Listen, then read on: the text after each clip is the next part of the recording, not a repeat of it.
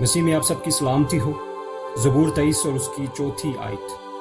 خواہ موت کے سایہ کی وادی میں سے میرا گزر ہو، میں کسی بلا سے نہیں ڈروں گا، کیونکہ تو میرے ساتھ ہے۔ تیرے عصا اور تیری لاٹھی سے مجھے تسلی ہے۔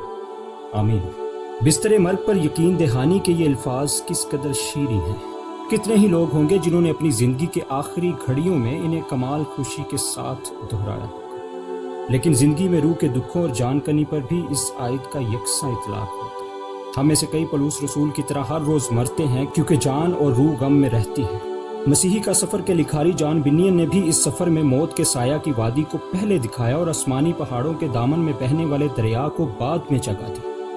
ہم میں سے بعض ایسے بھی ہیں جو موت کے سایہ کی وادی کی تنگ و تاریک راہوں پر کئی دفعہ گزرے ہیں، اور ہم گواہی دے سکتے ہیں کہ صرف خداوند ہی ہے جس نے وہاں کی بے لگام سوچوں، پر اسرار ہولناکیوں اور ہیبت ناک دباؤ کو برداشت کرنے کی ہمت اور توفیق دی۔ خداوند نے ہمیں سنبھالا اور بدی کے ہر خوف سے بچائے رکھا۔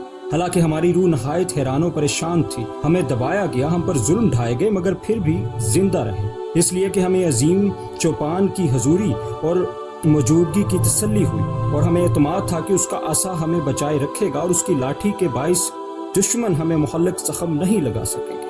اگر اب بھی کوئی بڑا غم یا شدید مصیبت ہمارے ایام کو تاریک بنا دے، تو آئیے ہم خدا پر پر اطمینان بھروسہ رکھنے سے اسے جلال دیں۔